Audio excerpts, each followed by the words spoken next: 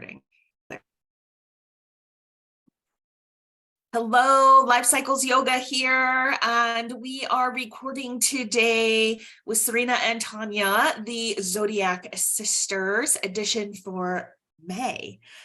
So happy to be here. It was kind of a challenge to get this recording done. Thank you, Mercury in retrograde. We'll chat a little bit about that and what has been happening, but Zodiac Sisters is this video series for Life Cycles Yoga where Tonja and I, sisters of the Zodiac, I'm a Virgo, Tonja is a Pisces.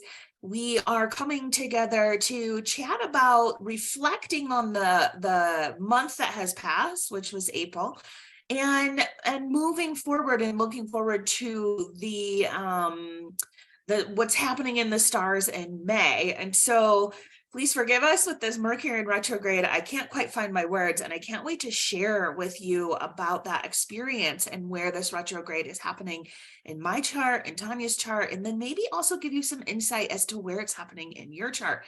But we have another eclipse to talk about in May. We have the sun moving into Gemini, of course.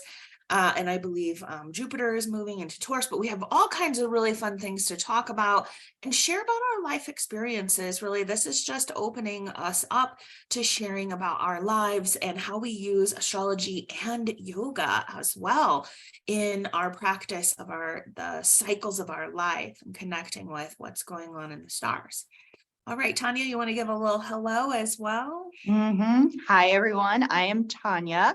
As Sirena says, we are Zodiac sisters. We are oppositional signs on the Zodiac chart, with Sirena being a Virgo and me being a Pisces. I love that we're also connected through my Virgo moon. I was born on a full moon, which I just love that. So Sirena and I have a lot of astrological overlap, and it's fun to be able to do this series with her. And I do participate in Life Cycles Yoga as well. And that is a series that meets here in the States, here in Colorado at 6 a.m. on Tuesdays and Thursdays. And what's been cool this year is that we're incorporating a book club with our yoga series, which is the yamas and niyamas, and working our way through that together in community with our other fellow yogis in that group. So that's a little bit about me and a little bit about our connection. Yeah, thank you so much, Tonja, and thanks for bringing that up. Yeah, Life Cycles Yoga, it's a series. We are meeting on Zoom every Tuesday and Thursday morning in Colorado time, which is a.m. And yeah, we incorporated this year a book club where we meet the last Tuesday of the month, still at the same time, 6 a.m. We grab some coffee and we chat about the chapter that we read about one of the yamas or the niyamas. So in our book by Deborah Adele. And so we really don't rush through the book. We really read through it and take our time to discuss and feel and experiment and experience. And one thing I wanted to mention too, with Tonja is it's really interesting. You mentioned our charts do overlap, and they really do. I mean, it's a magical synchronicity and synastry because you're a Sagittarius rising, right? This is another cool connection, is she's a Sagittarius rising and I'm a Gemini rising. So that's also oppositional signs as well, or sister signs. So our charts are flipped. It's really interesting to see. Yeah. And thanks for bringing that up. That's new information. Thank you. So cool to bring that into insight, and I mean, absolutely. The thing is, it's so cool because learn something new every day. Honestly, I'm just so curious about looking at things and exploring things and information. And that's the thing, is just something can just come into your view that you didn't know about, or that sparks your interest or awakens something new right inside of you. And so that just hit me today. So awesome. So good. Yeah. So here we are. Chat a little bit about how we had a lot of trouble coming to record this.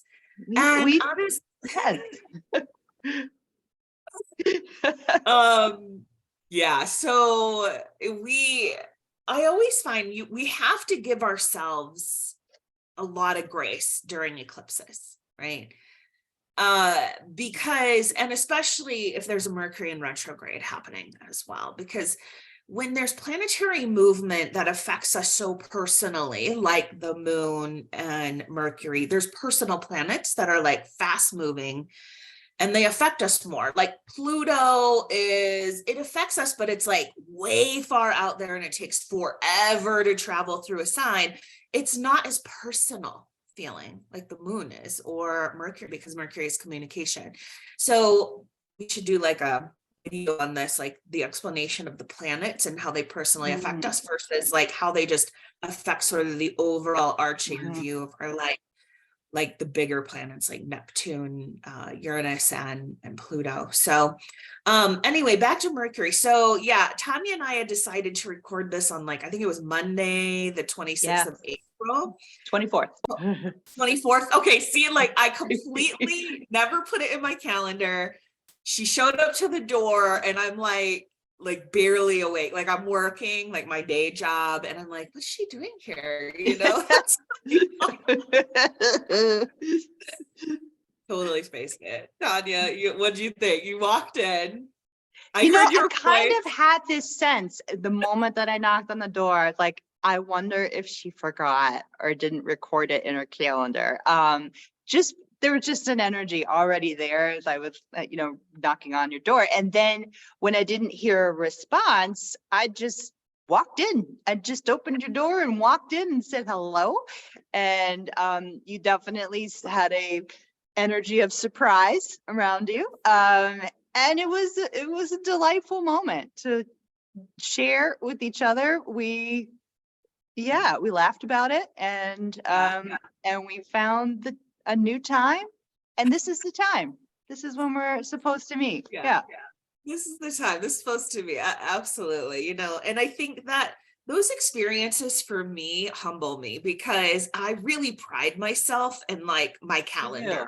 Right? Yeah, you do. Like I manage a lot of different meetings and events and situations and work. And like, I really pride myself in like being on time and like really having my together, and it's a very humbling experience for me when I'm like, I completely forgot, and I am unprepared. I didn't even send out like an agenda or a link or any, nothing. Right. So I was feeling like, okay, what can I do in this situation, right? Am I going to be ashamed? Am I going to feel bad about myself? It's how we can like choose our reaction to that situation, right? That's really growth oriented. And just say, I let go of the perfectionism and just say, it's okay. We can reschedule. I forgot, and just being really honest and open. So thank you so much for being very supportive of that. You're welcome. You are welcome. We are humans who are not able to hold everything. And I'm really noticing just right now this energy of just several people at work and in my community, even in our yoga group, just like we're just not able to hold everything as maybe we have done in different times of our lives. And things might be slipping through. I might be forgetting something and just kind of giving myself that grace and going with it. Totally. I feel that.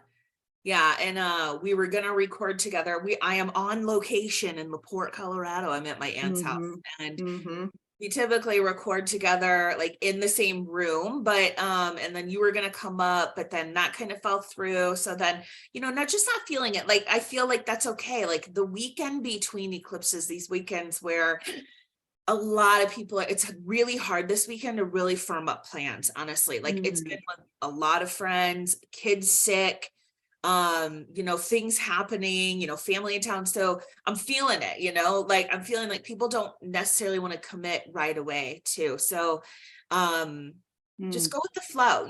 This is a perfect time between eclipses to just surrender to whatever is happening. We're recording this on April 29th. So I'm going to post it on the 1st. So the 1st is, we'll talk about, the astrology of May, but when you're watching this video, hopefully you're watching it in between the eclipses to sort of get a feeling for that energy and to give yourself some grace, to just let go. It's okay. and surrender to what's going on, and in my classes this week, I've talked a lot about this practice of breathwa, we call it. It's a Kripalu learned practice. They developed it there. And I love kind of using this in my yoga classes, my nidra classes, especially my yin classes. And so, and I wrote about it in my newsletter as well, but it's really cool. Like taking this and putting it in your pocket, it can help you become more present, can help you be a witness to what's going on. So the first step is like breathe, notice your breath. The second step is relax. So notice where you're holding that tightness, your shoulders, your hips, your belly, chest. So relax. The third step is to feel. So notice your emotion. It's okay to turn inward and kind of notice where you're at, to feel. And then the next one is the fourth step is witness. So step outside of yourself and witness what's going on. Take a moment to see the bigger picture. Witness yourself and how you act, react, trigger. Notice how you feel. Witness where you are, as if you're looking down on yourself. Just watching what's going on. And then the last step is allow. So just allow what's going on without judgment, right?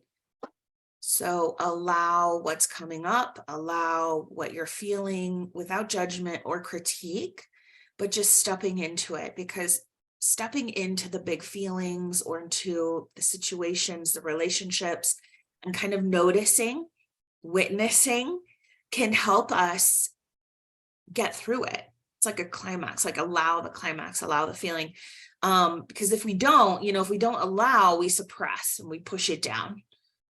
And when we push it down, it will come up later in a bigger, stronger way. So breathwa, give it a try. Serena, what are some of your strategies for quelling or meeting that internal judge? Because it will come up I know it comes up for me, and I think it's natural to expect it almost to happen. That Absolutely. A judge is, yeah. Mm-hmm. Yeah, I mean, there's a couple things for me. It's what I think about and what I try to teach is the first step is awareness that you're doing it.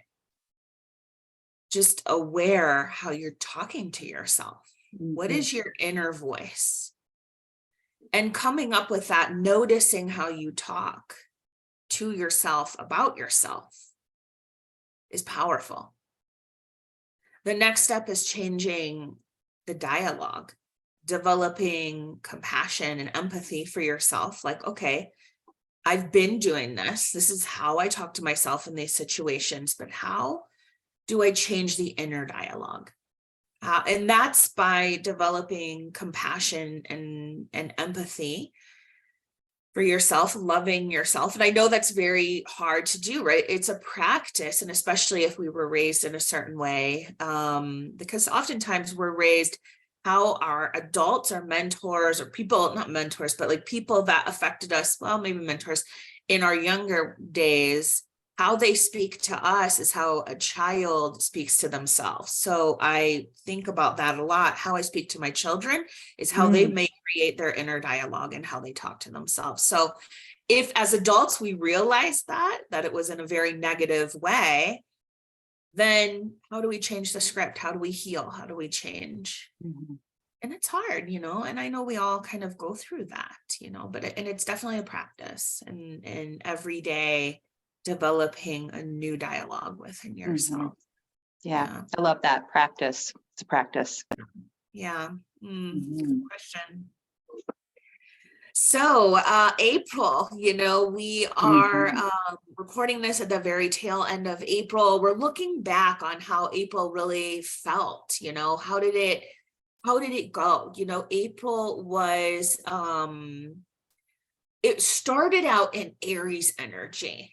Okay, because the sun moved into Aries March 20th, and we had an Aries full moon on March 21st. So there was a lot of energy in Aries as we moved into April.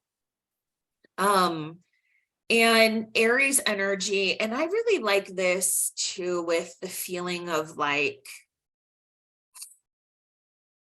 I use the mantra in Aries for Aries new moons and full moons and the sun, anything with Aries, I use the mantra of I am.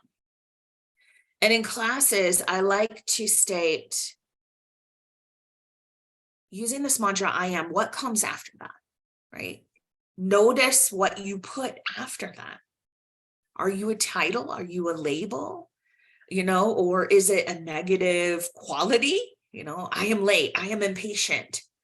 No, okay, change the script. And that's where awareness starts. So I really love Aries season because it's like the first sign of the zodiac and it's really developing us. It's saying, these are new beginnings. These are first impressions. This is our identity. This is like our approach to life as well. So your rising sign is your first house. So what your first house is, so I'm a Gemini rising, you're Sagittarius rising, that develops the internal I am. That's getting a little deeper and philosophical, but so we don't have to go all the way in there, but Aries energy really helps us find the courage and the bravery to say, stand up and say, I am, I exist. It's like the baby being born. We had Aries energy because we moved into an Aries new moon solar eclipse then on the 20th as well. And Jupiter is in Aries. So Jupiter is the planet of expansion and blessings and opportunities. And then, of course, the new moon eclipse, new beginnings for the path moving forward for the next 6 months. And also, Chiron is in Aries. So Chiron is the wound. What's the wound that's affecting our ego? Because I think of like Chiron in Aries is like what's hurting our ego. Notice what you feel a distinct sense of lack. And if you're grasping towards that to fill that lack, or we're trying to heal the wound, but stepping into the wound, we understand, or we try to understand, to heal it, we have to feel it. So there's a lot of Aries energy, right? A lot of really intense energy in April. And finding Aries in your chart. So I'll talk a little bit about my house that it's in, but Tonja, do you know what house is it in for you? Do you have your chart pulled up? I don't have my chart pulled up. It's in my 5th house. If I'm calculating that correctly, because yes, 5th house, which I think what's jumping out to me of the 5th house is it's like lover, relationships, creativity, and all that feels like, to me, I'm looking at that more from an energetic perspective, that charge of a lover, or that, just really infusing and investing myself into creativity, and relationships have felt, they've just felt a little bit more prominent, just again, the energy of it. So I've definitely been with that during this season for sure. Yeah. Oh, that's awesome. Yeah, absolutely. Yeah, that 5th house, and it really is about also what brings us joy, what gives us happiness. Yeah. And sometimes we have to really experience those depths of unhappiness in order to say, wow, this then brings me creativity and joy and happiness and childlike feelings, because we really we notice what makes us happy in that house. Yeah, I love what you're saying. I actually feel like that has been a theme for me.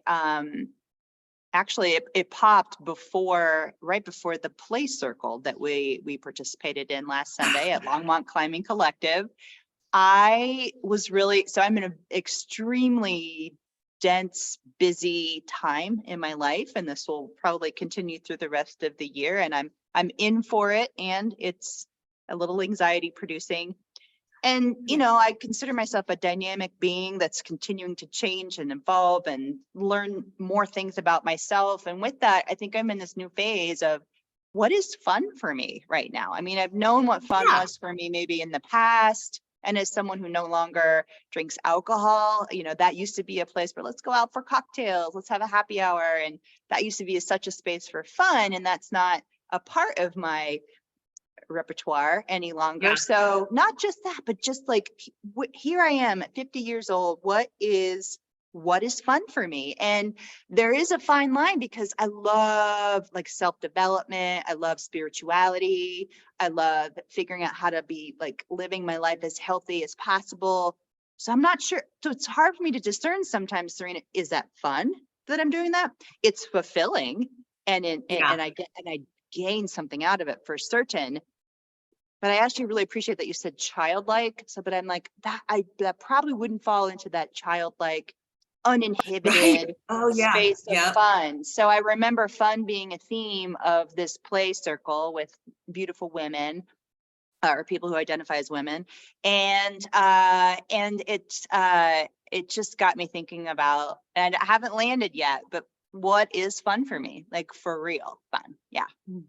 Amazing. Excellent insight, and huge. Those are big questions. Those are really good questions for that house. And recognizing, this could be fulfilling, but maybe it's not fun per se, right? That's right. Yeah. Absolutely. Yeah. I get it. Yes. And letting go of what isn't fun anymore. That's this is not fun to me anymore, and just being like, I'm not going to do this anymore. I don't really like this. And that's okay, because fun evolves and develops just like everything in our life, right?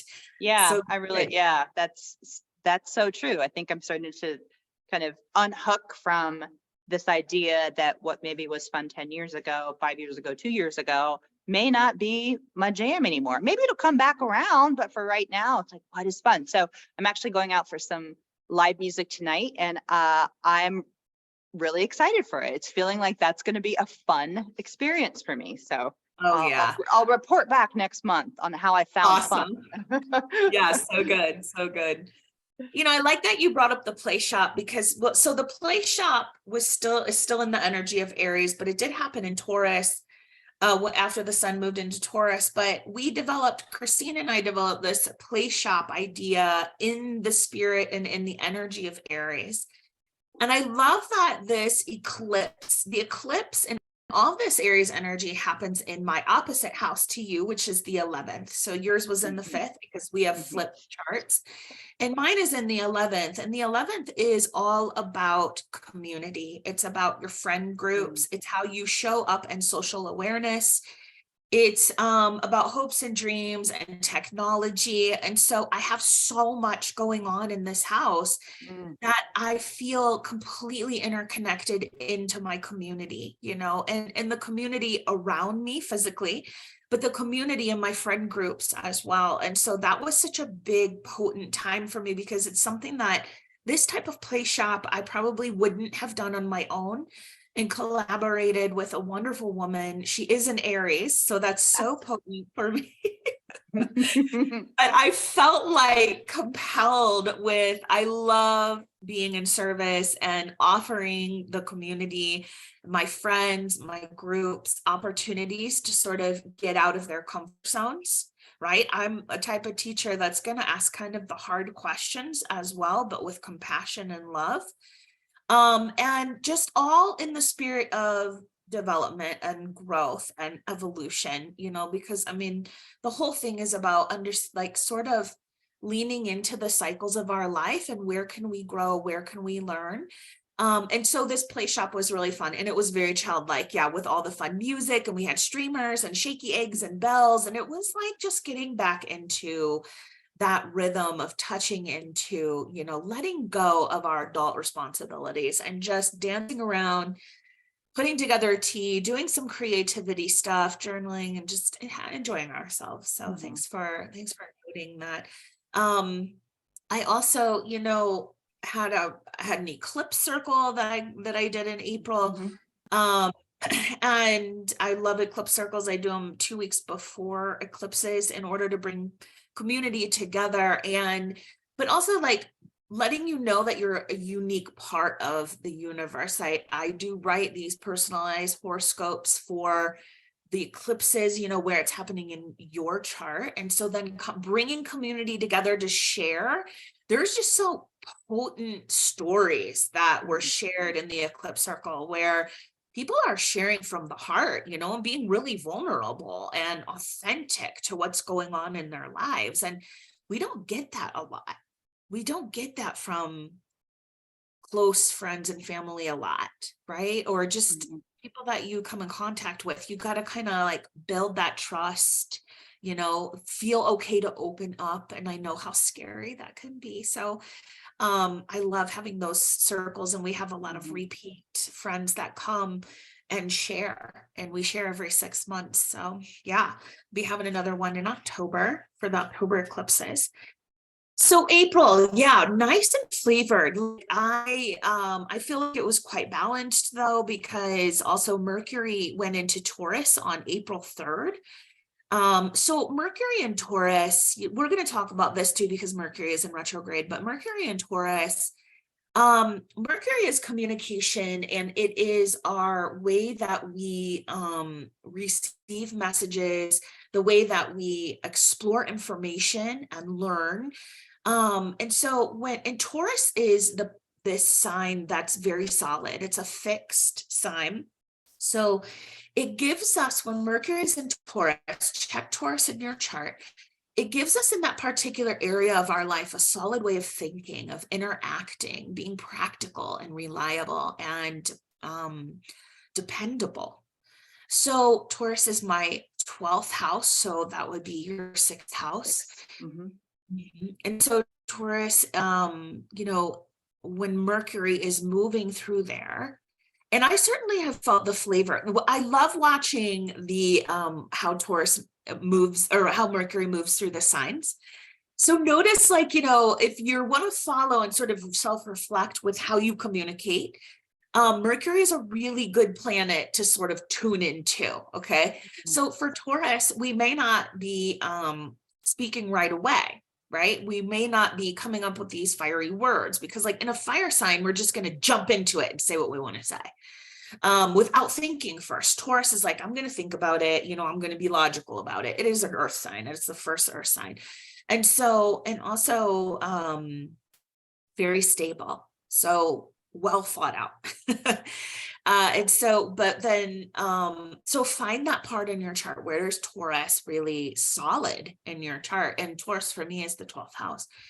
And the 12th house is where I have my moon too. I have a Taurus moon. The moon is exalted in Taurus. So that's where I hold a lot of my emotion. And I also have Chiron in Taurus. So I also have the wound there in my 12th house. And the 12th house is the last house of the entire zodiac. It's about endings. It's about closure. It's about solitude, spirituality, old age, the afterlife. It's really holding what's hidden, what's secretive. It's the subconscious. So I feel when Mercury is there, I speak more from a spiritual standpoint. I feel the depths of like my subconscious come through the inner knowledge, the inner knowing. And I feel stable and solid in like the messages that the universe sends me, the trust.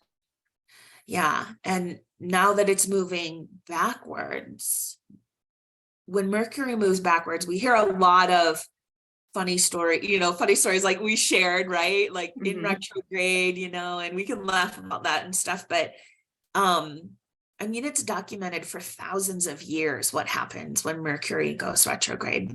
That's the proof in the pudding.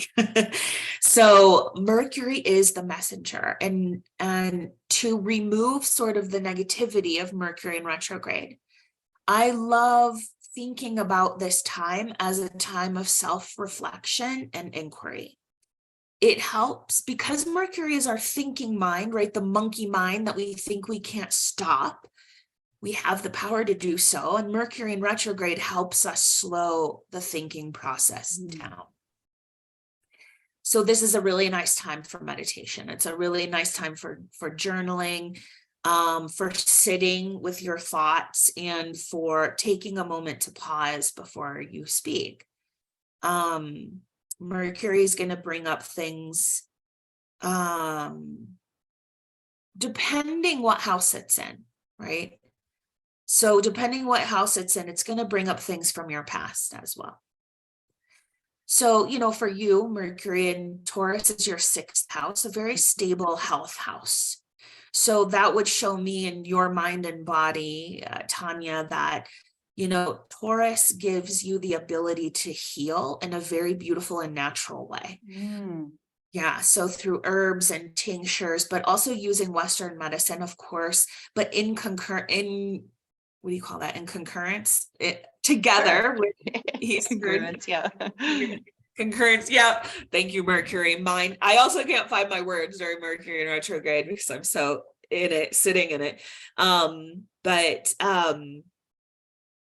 Taurus really supports natural healing, and then also like the Eastern medicines as well, and like acupuncture, Ayurveda, yoga, all of that stuff is housed in the 6th house, and with an earth sign there, it's very stable, so you can trust that you'll heal.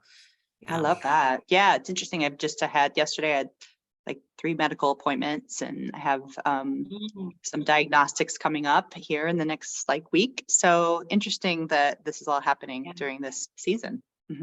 That really is, right? Yeah, because that's all like doctor's appointments and stuff, and Mercury there. So communication about your health. Yeah. Yeah. Okay. Wow. And my Mercury is in Pisces. So I think, so I'm curious, when that combines with Taurus, Sirena, how might that show up? So your Mercury is in Pisces, so you're very oriented towards service of others, the compassion and healing of others. I mean, just the way that you talk, even just in your presence of communication, and is very spiritually healing. It's very compassionate and loving. So where that's housed, and so what would Pisces be then for you? That would be the 4th house. That would be home and family. Yeah, when you communicate, I know with me personally and with your friends, I can tell that you give us a sense of home, right? That you are family, even though we're not family per se, blood family, right? I love that. Thank you for that reflection. Yeah.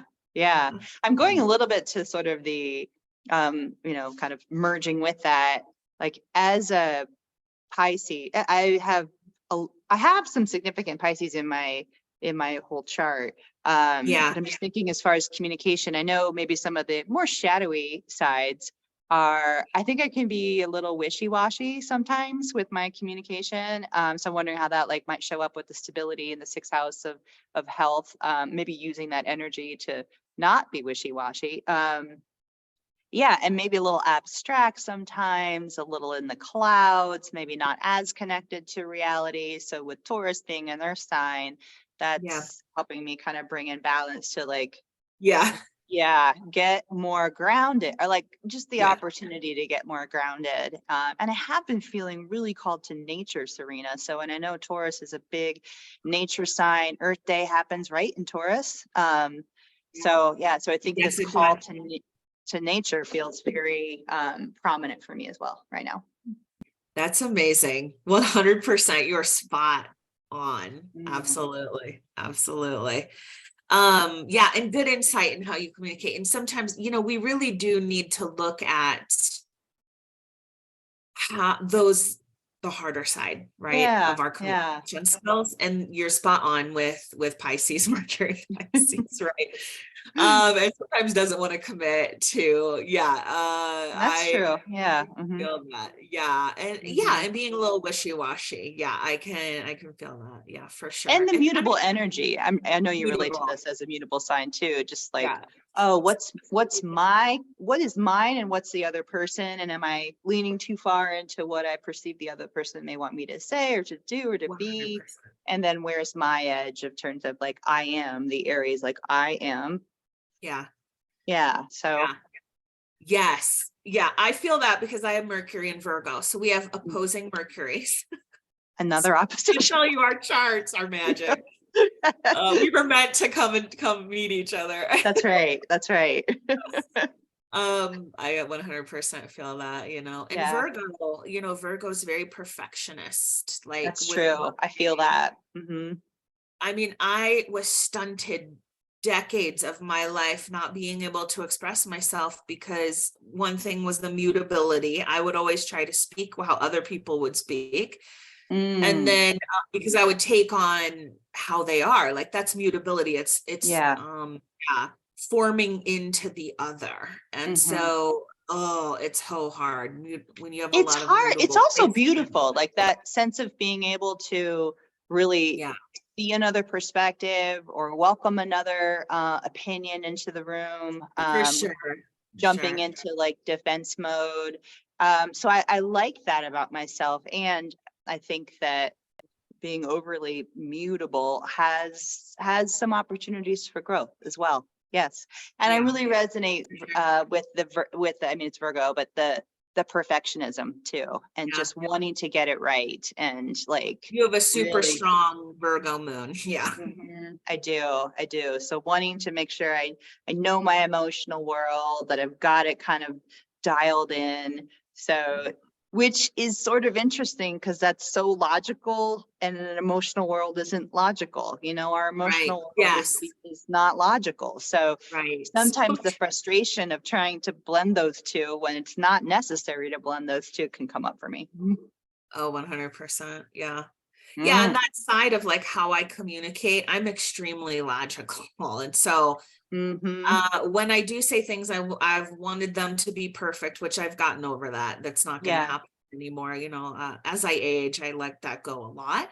But hmm also, Virgo can tend to appear to speak critically and judgmentally. So that's a side of Yeah. myself that I had to, even though I felt like I was speaking the truth or like saying what I need to say, because just super honest, I had to learn over the years that I can't be so logical. I have to bring feeling into it. So I step into hmm that feeling side because I have a lot of earth in me. So I Yeah. try to put myself in other people's shoes and also be very cognizant of kindness, and how I deliver the message or deliver information. And if Yeah. I'm cognizant of that. So those challenging sides of Virgo. So hmm yeah, I yeah. heard this phrase once, truth with tact. So both Oh, go together. Yeah. Like I so appreciate authenticity and truth, and the delivery is important to me, that someone is mindful of the communication and bringing in the other human. Yeah. Yeah. 100%. Yeah. I love that. Yeah. Absolutely. So good. All Mm. right, Mr. Mercury. So yeah, Mercury, it's in retrograde until it turns direct in Taurus on May 5th, 14th. hmm So yeah, we still have a little ways to go, right? We still have like 2 weeks to go. And then, when it turns direct, there's still a period of the shadow period, which is like 2 weeks after, I think, but we can still be feeling those reverberated feelings hmm and situations. And so Taurus, that's just such a important house for me, like the 12th house. And so I've definitely, like you have felt like I needed to be outside a lot more. hmm That house is the house of the hidden that I have it in, and my moon is there. So my hmm emotional self is there. And I feel Yeah. like I love this time. There's a lot of really cool things that are going to be happening in Taurus coming up because Jupiter moves into Taurus in May too. And we'll get to that. And that's the house of the blessings. And I'm just really ready for these eclipses to get off of all of my Taurus and Scorpio. So I'm feeling lighter already, right? Like, I don't know. I've heard from a lot of people with these eclipses, especially like Aries season and Aries moon. It's like, I'm feeling lighter. Like I'm finally feeling better. And I talked a little bit about this in the eclipse circle in the play shop, that switch of the nodes of the moon is going to happen in July. Like, the Taurus and Scorpio energy of earth and water, death and rebirth has been really heavy the past year and a half. Just like, oh my gosh, like heavy on our souls. And so, fire and air is coming in, Aries and Libra, and they're like, it's a way different feeling, and it's really about a relationships too. So I am really excited for this shift. I've already felt it, with this eclipse on April 20th. So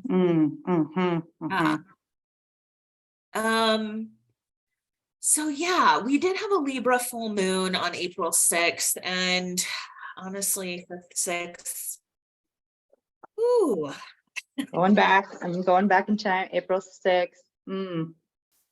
it happened in my 5th house, but it happened in your 11th house. So again, that interplay between the 5th and the 11th house, and where Aries Libra is for you in your charts, that's where relationship with the self and relationship with the other is going to be playing out. And Libra is like significant relationships. It's not community. It's more that the ones that are significant in a one-on-one dynamic. Yeah, exactly. So partners, marriage, bosses, best friends, anybody you have to have a close relationship with in your life is that Libra. And Libra is about finding fairness and truth and justice and harmony. It rules over the justice system. It's an air sign, so it's really very much in the head as well. And can be disconnected from the emotion of it.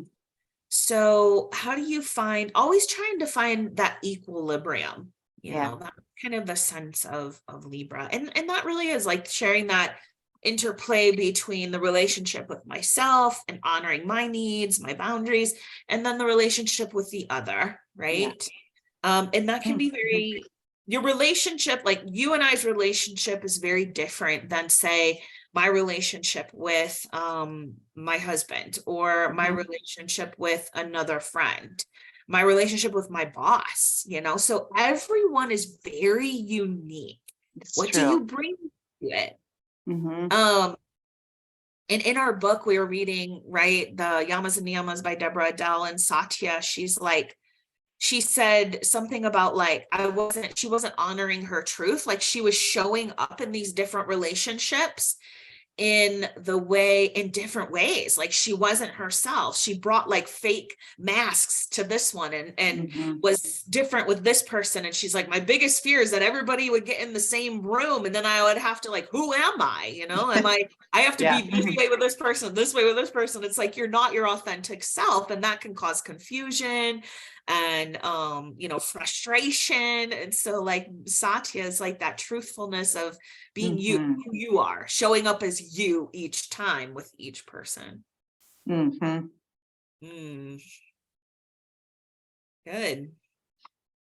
April. Powerful energy.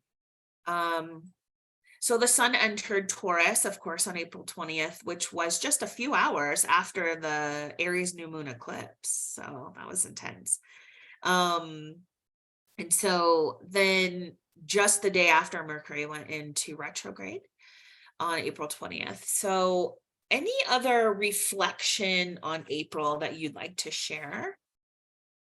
I would add that, on the eclipse, I started officially my coaching certification program, and it's bringing in, I'm feeling like this kind of sense of like creativity, charge. It's new and unknown. I have fears around it and anxieties. I also have curiosity and excitement. So just that was sort of initiated and came into being on the eclipse, to me somehow feels a little magical. Absolutely. And my life is disrupted right now. This is a disruption into my normal routine, in a variety of different ways, just how I may be showing up for other people or not. So I'm acclimating. I'm in an acclimation period right now. I'm welcoming it, but it's also, it's tricky. And a big part of that 5th house is like self-expression. And Mhm. so, you in your coaching, I feel like that's going to be really big and powerful for you to be able to bring your self-expression to your coaching. Yeah, yeah. So, and you have a distinct coach that you're working with and finishing out this program, and that takes a lot of creativity too. So this is really a big development of the self. I think that's really powerful. It started on that time. Yeah, I think it's really powerful. And that was completely random, or maybe not. Yeah. Thank And you, yeah, just universe. yeah, just feels really special. And it's been, I mean, it's definitely been already like just have had a couple little meltdowns, and it's Yeah. all part of the process. I mean, I would be almost like, Yeah. I don't know. I think they're all opportunities. I guess I hadn't really connected that with this program, I'm going to be stuff of my own is going to be coming up in the Yeah. process of learning how to better show up as a coach for others. And I love what you said, bringing myself, because I do think I can tend to get into my head quite a bit, but that sense of like really dropping into my whole self as a Yeah. coach, I think that's my edge. Yeah, it's my edge. 100%. Yeah. So good. So good. Mhm. So that's, yeah, so I just wanted to end with that in terms of my April, and I'm excited for Taurus and Yeah. what Taurus has to bring for us. Oh yeah, so excited. During Aries season with these moons, I really sat with like that mantra of, I am, and a big part of my year word is return, and return to myself, and in April, it was very powerful to me to say I am devoted to me. um I very much extend myself out into teaching and sharing and parenting and taking care of others, and I oftentimes forget about me, forget about myself and like my needs, but I need to like take care of me in order, showing up for myself, right, in order to show up for others. So my mantra for like Aries season is I show up for me so I can show up for you. Filling my cup and finding that strength to be in devotion to what I love and in my ritual. So, and I know we've talked about ritual. Mhm. Some of it for showing up for me is like I decided to really commit to a couple of things. So we decided to do like a Kundalini series with one of my friends, Warren, who teaches Kundalini in Montana. And I signed up for that. And I said, I'm in devotion. I'm using this Aries energy of I am, so I can fill my cup, so I can show up to my community, my 11th house of Aries. I want to do these things. Like I want to step out of my comfort zone, play shop, right? I want to develop me as a person. And so more so, and just try and have fun too. Like Kundalini to me, Kundalini yoga, if you've never tried it, it's actually very powerful. It's very playful and fun as well. Like I really enjoy the Kriyas. It's not for everybody. Okay. I'm not going to go into like the whole, like what we do, but there's Kriyas and breath work and just a very, I don't know, intense time working with the Kundalini energy of the spine, the serpent. Mhm. And I'm so excited you're doing this with me, because like Tanya and I have like loved Kundalini for a long time. We've done workshops at the conferences and we've done a couple of things online. So like we're doing this series together, and I'm so pumped that I'm there. I mean, yeah, I was admittingly, I was like frustrated. I'm like, this is gonna be one more thing that I need to fit into my schedule, and I didn't realize that I need this. One thing that really, and you had said this because I said, okay, I just need to relax, and you're like, well, it's not really relaxing, which is true. And I've realized, Serena, like during this intense time of like including coaching, schooling, plus practice, yeah, plus starting my own business, all that happening with trying to maintain my life. I think my natural thought was, oh, I need more rest and more space. But what I know about myself is that when I get overwhelmed, I like shut down. yeah, So I believe what I need during this time is more activation of my sympathetic nervous system versus my yeah, parasympathetic nervous system. So the aliveness that Kundalini brings, just yeah. think that one particular one where we like hold out like what is an imaginary The sword in front of sword, us. yeah. And Amazing. that was so powerful. I'm like, okay, this is exact. So thank you for encouraging me to attend. And in the 11th hour, I had issues getting on and didn't know if I was. Mercury. So yeah, but we got it. And I'm there and I'm in for it. Amazing. So Yeah. thank you, Lauren, if you're watching. Yeah. Woo, yeah, definitely. So good. And another thing that I committed to, which I've been thinking about for like, I don't know, 3 years now or something, but my good friend Martha, she owns a business in Longmont, health and wellness. She is like a fitness coach, like everything. Like she's really just a wonderful person. And she's been doing these ladies hikes like that hike together. And so I love to hike, okay? But what I hate about hiking is having to figure out where to go, what time to go, what to bring, what's the elevation? Am I going to be able to make it? But she's like a genius on the hiking trails. And I said, look, Martha, she sent out her email with all the dates and all the hikes, and she organizes all of that.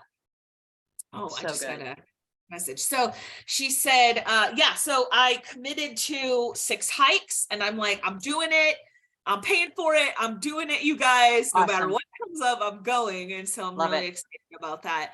And again, that's developing community too, because she's a friend of mine and I really love her community and I love the wisdom she shares. And so that's a big part of my 11th house too, is like not only me sharing in my community, but me joining new communities, right? To expand and gain different perspectives and try new things. So I'm really excited about that. Starts in May. So awesome. Yeah, that's great. So May, yeah, so excited. Okay, so we better get into May. We're getting onto time here. So May astrology, yeah, the May astrology starts with Taurus season and it ends with Gemini season. So Taurus season is a very awesome time to like slow down and say it's an earth sign, right? So it's indulge in your senses. It rules the senses. It rules the neck, the larynx, the thyroid. And so the senses as well. So the 5 physical senses, taste, smell, hear, see, touch. And Taurus, because it's ruled by Venus, wants that indulgence, that pleasure. So Taurus is very pleasureful. It's very sensual. And so this time is a really nice time to engage in massage with your partner, making a delicious meal, sharing delicious drinks together, teas. I totally indulged in my senses and I tried this it was lavender lemonade made with sparkling water. Like it was amazing. My Taurus moon, I have a Taurus moon, so I'm 100% this like all the time in my life. This is just my nature. And so I indulge a lot like that. And also, seeing fun art, beautiful art, art that really inspires you, listening to music that really inspires you. Wearing things that make you feel good. How does it feel in your body, on your body, blankets and, nice shoes and just like, it's just all indulgence. And Taurus is the money sign too. So money can be coming up, what you earn and how you spend your money. Okay. This is your income. So that can be on our mind a lot too during Taurus season, budgeting, right? We just came out of taxes. Like, how are we budgeting? What are we doing moving forward?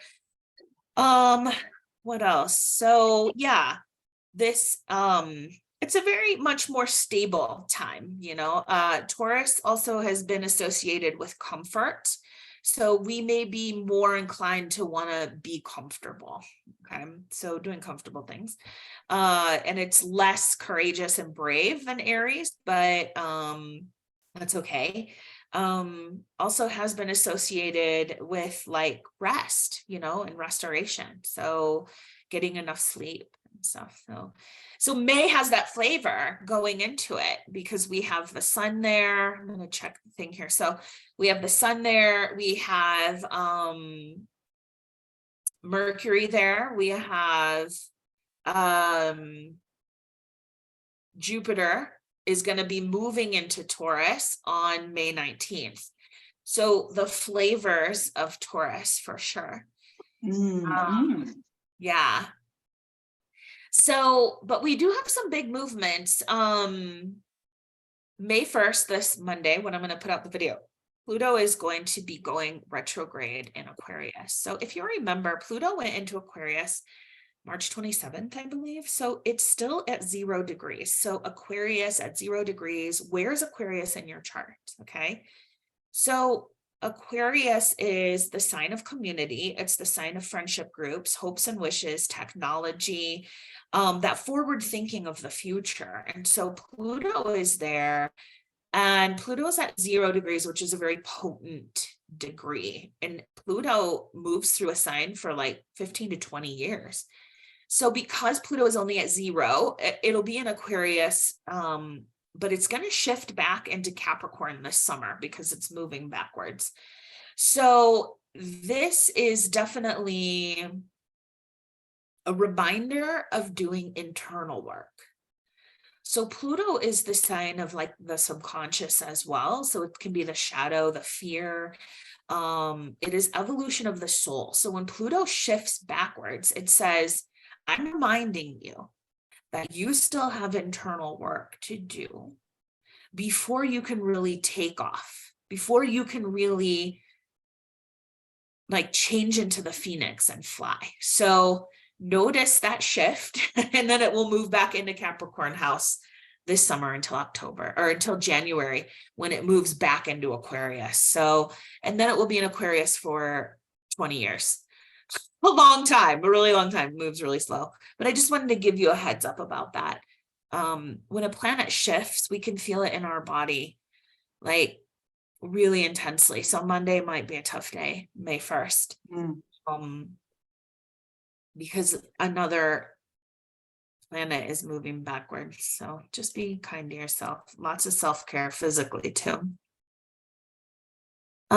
And then we have Friday then. Ooh, so this is really connected. Pluto going backwards. Friday, we have an eclipse in Scorpio. And the planet that rules, well, actually, Scorpio is co-ruled by Mars and Pluto. So Friday this week is really flavored with what's being dredged up from the bottom, the depths of your ocean. What is in the murky depths that doesn't want to come up? It's going to come up. Because the full moon is an illumination, right? Onto something in your chart. Where's Scorpio in your chart? Scorpio is my health house. So that's your 12th house, Tanya's. Yeah. So my health house, and it's right on top of my Uranus. So it's the exact same degree. I have Uranus in Scorpio, the planet of surprise. Okay. So this eclipse is literally on the planet of surprise. And so I could be on edge, but I'm just like, what I'm practicing is breath-walk, right? My breath, relaxing, feeling, and witnessing and allowing. So I'm witnessing what's going on. Why is this happening? What's the lesson for me? How can I react in a positive way?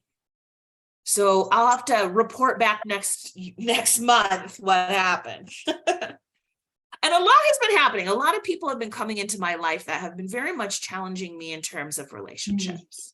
And I'd have to say probably in a positive way and also in a negative way with men and relationships. So, and I know, marriage and that kind of is on my mind, and changes that have to happen, things that are in the murky depths that have not been addressed for a long time, and they're coming up. So that's very, very much on my mind. And I'm just really ready to have those conversations, being that witness to what's going on and what has to happen. So I'm open to it, and being open and telling the universe, I'm open, I'm ready. What's going to happen. So, yeah. So that's the eclipse coming up, and yours is in the 12th house, and your 12, endings and spirituality and solitude. With this, and this eclipse is not visible in the United States. It's the southern hemisphere. So like, Australia and India and stuff. And it might be a portion of Europe because it goes down. Okay. So So your 12th house, you might be feel more called when stuff happens in our 12th house, we want to retreat, we pull back, we're like, oh, Okay.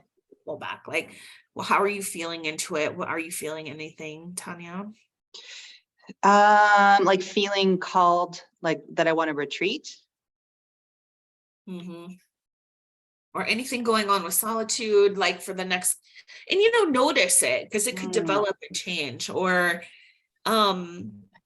Yeah, yeah, solitude, or some spirituality. I mean, spirituality feels spirituality. very, very front of my life right now. And really Yeah, deepening my own, just getting my own wrap around spirituality. I'm going to be writing 3 more sermons this year for my church. Feel really grateful for that.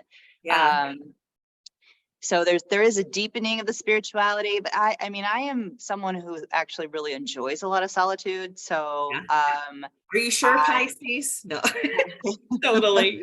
You would, yeah, for sure. yeah. Yeah. So yes, I think I'll be curious. Would that be something that I need to be mindful of, Serena, that I might be more inclined to be in solitude during this eclipse season? Yes, Okay. absolutely. Okay. That you may need, especially around the peak days of like, Thursday, Friday, Saturday, you may Okay. need to carve out time for yourself. I would not make it heavily on being with friends, and Social being out in activities. the Okay. world. Yeah, Yeah. Yeah. definitely. Because Okay. Okay. I'll be mindful of that. Yeah. Yeah. especially because it's Scorpio, I think all of us are going to be feeling like pulling inwards, like the scorpion underneath the rock and hiding a little bit. Mm, mm, But this has a very Aries and Scorpio have a very destructive feeling too. Like the flip side of it is destruction and yeah. anger and wanting to completely break everything down in order to rise from the ashes, Yeah. in order to build anew, to grow new. We really have to hit that rock bottom for that to happen. And we saw around the Aries moon a lot of death, a lot of shootings, right? Around those eclipses in the United States, at least. Lots of destruction, lots of anger. And oftentimes that stems from not being able to be yourself, like not being able to, because really Satya, right? The truth of being who we are is directly connected to ahimsa, which is nonviolence. So when we feel like we can't be ourselves, then we lash out in anger and in violence. Maybe, I mean, this is just like a generalization, but think about that, coming up with this moon, the Scorpio moon, be very intense. Like Scorpio can be painful, that side of us we don't ever want to see or feel or be in is coming up. Okay. So Okay. depending on the house, solitude, 12th house is definitely time alone to process all of it, to feel. And we let go in the 12th house of self-limiting beliefs. There's a lot of healing in the 12th house with the That resonates. subconscious. Yeah, that Yeah, resonates. Mhm. yeah, Mhm. yeah. Good. And then we have a Taurus new moon on May 19th. And oh my gosh, one of my favorite moons, besides the moon being in Pisces, but Taurus moon, that's my moon. I'm so excited. It's May 15th, May 19th, and the moon is considered exalted in Taurus. So it's like the goddess, it's the priestess, it's the healing by nature, the healing of love, the mysteries, the veil is thin. It's a time to really set new intentions, right? New beginnings in that house of that it's happening in. So connecting, so health for you, right? That sixth Mhm. house of health. Mm. And the sixth house is also the house of systems and routines and ritual. It's the house of work habits, daily tasks, like getting organized, little things like that in your life. Your sense of usefulness and Mm. service. Yeah.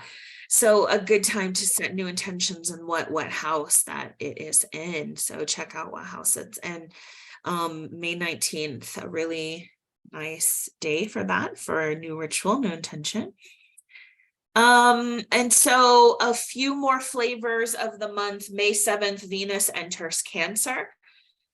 Venus is currently in Gemini, so that gives us like sociability, flirting, networking, through relationship and choices. We want choices in love. And so when Venus enters Cancer, it's more of like taking care of the other and very compassionate and nurturing and nourishing and emotional when Venus is in Cancer. So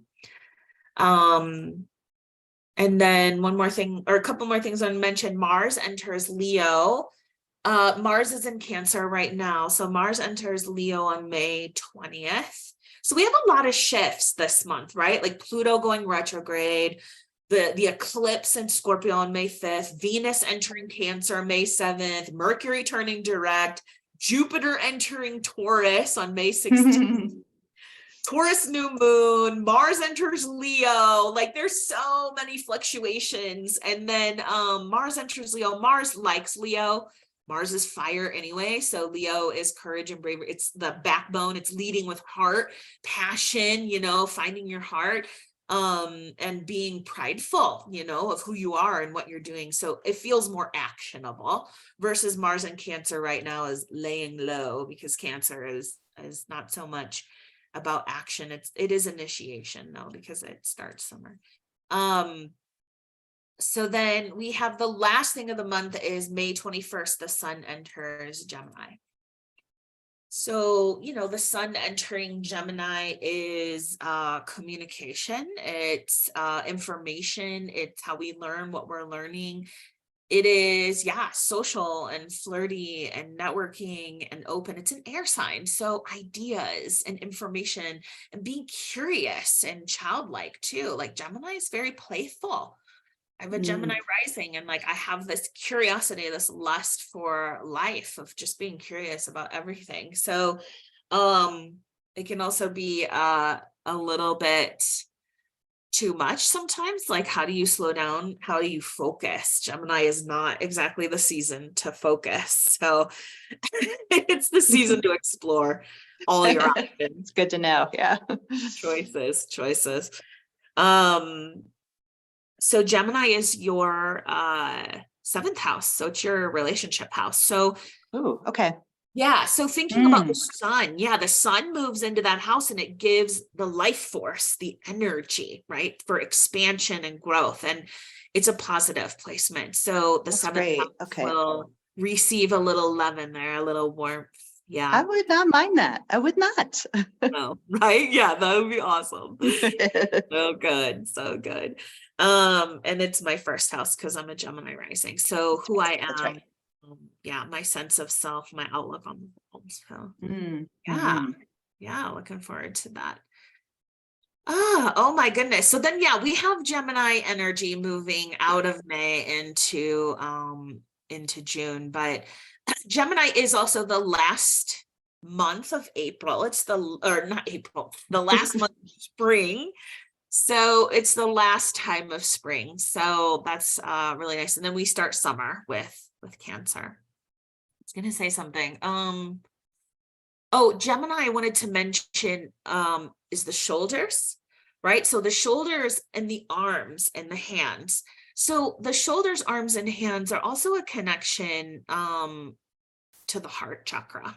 So it's an expansion, right? So we not only collect information with our hands, right? We're typing and reading and cooking and sharing and doing everything with our hands. Like our hands are a big part of our life, but our arms and our shoulders, like taking and hugging and giving that love, right? So using your shoulders, arms, and hands, give yourself a hug, give others a hug, really connect into that Gemini energy of flirt with the universe, flirt with life.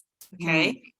Like at the end of May, when we start to get into this energetic pattern of Gemini, be curious, open yourself up to explore, say to the universe, I'm ready to explore. I'm ready to flirt with you, and see what happens, Yeah.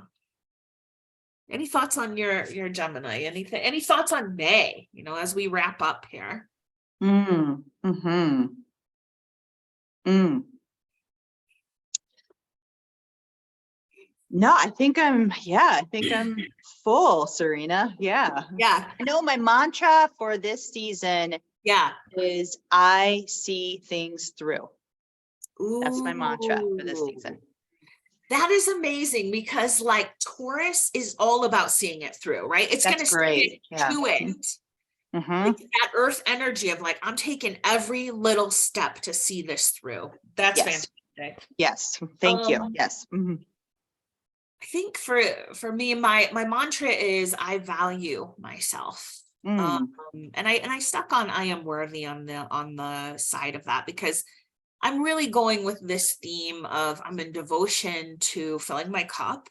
I really learned last year that I way overextended myself. And I'm in devotion to filling that cup. I'm in devotion to that. And I value myself and what I love. You know, I've really stuck it out with my 30 days of biking. I only miss one day. And tomorrow's the last day. So I'm like super excited about that. Again, very Taurus energy. Like I'm going to just see this through. Right. But I value that. I value what I love because it fills my cup and it helps me be a better person, helps me be a better parent, a better friend, a better teacher, right? When I'm learning and exploring, I can share that with my students as well. Not just a yoga teacher, I'm also a yoga student. So yeah, that's awesome. Thank you for sharing your mantra. Yeah, you're welcome. Mm-hmm. Yeah. Yoga for May. So Taurus really loves like things that last. So the yoga that I would say is practicing Brahmari breath. I love Brahmari breath, which is humming bee breath in yoga. And it's humming through your throat. So you inhale through the nose and then you hum and you feel a vibration and tingling on your lips. It's an exploration of the senses. Taurus is really nice for that. You can also close off your ears. You could close off your eyes when you're doing the breath and kind of play with closing down the sound and listening inward. You could close down the eyes and look with the third eye, right? So exploring that as a breath work. And then Taurus is the throat, like I mentioned. So, you know, doing things to help the neck, right? A lot of neck stretches and neck strengthening as well. Neck strengthening is really good, like clasping the hands and pressing the head back softly to strengthen the neck over the spine. And like a lot of poses like cat cow utilizes the neck a lot. I really love that, you know. Stimulate your thyroid, you know, stimulating that thyroid is important for metabolism, clasping the hands and pressing up on inhale and then exhale, you know, or just like pressing up and down, just stimulating that. I use a gao sha too, which is a stone to rub the face and stimulate the lymph nodes. Just some really fantastic things to touch into the anatomy of Taurus. And then we move into Gemini, of course, at the end of May. And we'll talk a little bit more about that for June. But Gemini is the shoulder strengthening, shoulder stretches, and the mind. So Mercury is the mind, the thinking mind. Mercury rules Gemini. So using mantras in meditation, mind transportation. Mantra is mind transportation. So, you know, if you are a mantra or chanting person, that can be really powerful during that time to give your mind something to focus on. So we'll talk a little bit about that next month. Yeah, so if you'd like to join Life Cycles Yoga especially for Taurus season, Gemini season, you can always sign up on my website, lifecyclesyoga.com. Would really love to have you. You get a personalized report with the sun and moons, sun, new moon, and full moon as to what's happening for that particular season. And then of course we practice Tuesday and Thursday mornings, but you don't have to join live. You can always just watch the video as well. The videos are private just for the Life Cycles Yoga students. And I share those with you. And if you'd like to join the book club, feel free to message me. Thank you so much for being here and sharing with us. Hopefully Mercury in retrograde will allow us to actually get the video up on Monday.